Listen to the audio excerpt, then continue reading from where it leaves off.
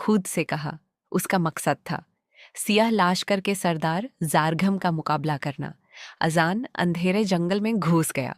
हर तरफ से अजीब आवाज़ें आ रही थी, कभी पटौन की सरसराहट, कभी दूर से किसी जानवर की चीख। अचानक उसे महसूस हुआ कि कोई उसका पीछा कर रहा है। कौन है वहाँ? अजान चीखा। एक से दरख्तों के बीच से निकला एक लंबा मास्क पहना हुआ फौजी। तुम गलत जगह आ गए हो बच्चे, उसने ठंडी आवाज में कहा। अजन ने फौरन तलवार निकाली। मैं यहाँ सच के लिए आया हूँ। और फिर शुरू हुई पहली फाइट। तलवारों की टकराहट से चिंगारियां निकल रही थीं। अजान ने तेज मूव से अटैक किया, लेकिन फौजी भी कमजोर नहीं था। दोनों के दरमियान फाइट इंटेंस होती गई। आखिर अजान ने एक स्मार्ट मूव यूज किया। वो झुक कर घुमा और फौजी की तलवार गिरा दी। तुम जीत गए, लेकिन आगे मौत तुम्हारा इंतजार कर रही है, फौजी ने गिरते हुए कहा। जंगल के बाद अजान एक पुराने किले के सामने पहुंच गया। ये था ज़ारघम का अड्डा। किले के दरवाजे खुले थे, जैसे वो उसे अंदर बुलाना चाहते हों। अजान धीरे धीरे अंदर गया। अंदर हर तरफ अंधेरा था।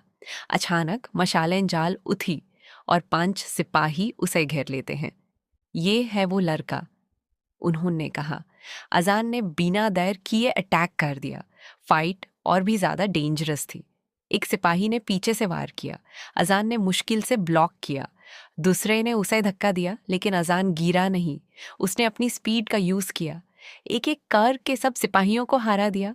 सांस तेज हो रही थी, लेकिन उसकी हिम्मत और तेज हो चुकी थी। अजान ने किले के अंदर के कमरे का दरवाजा खोला। वहां जरघम बैठा था, एक बड़ा ताकतवर आदमी जिसके हाथ में एक भारी तलवार थी। तो तुम हो वो लड़का? जरगम हंस कर बोला। अजान ने सीधा जवाब दिया, मैं तुम्हें रोकने आया हूँ। जरगम खड़ा हुआ और जमीन हिलती महसूस हुई। जरगम का हर वार इतना ताकतवर था कि दीवार तक हिल जाती। अजान फास्ट था, लेकिन जरगम पावरफुल। एक वक्त ऐसा आया कि अजान जमीन पर गिर गया। जरगम हंस कर बोला, बस इतनी सी हिम्मत थी।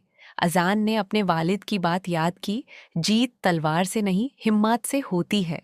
अजान खड़ा हुआ और इस दफा उसने अपनी पूरी ताकत से अटैक किया। एक फास्ट कॉम्बो मूव, एक डॉज और फिर फाइनल स्ट्राइक। जरघम की तलवार जमीन पर गिर गई। अजान ने उसे गिरा दिया। सुबह की रोशनी किले में घुस रही थी।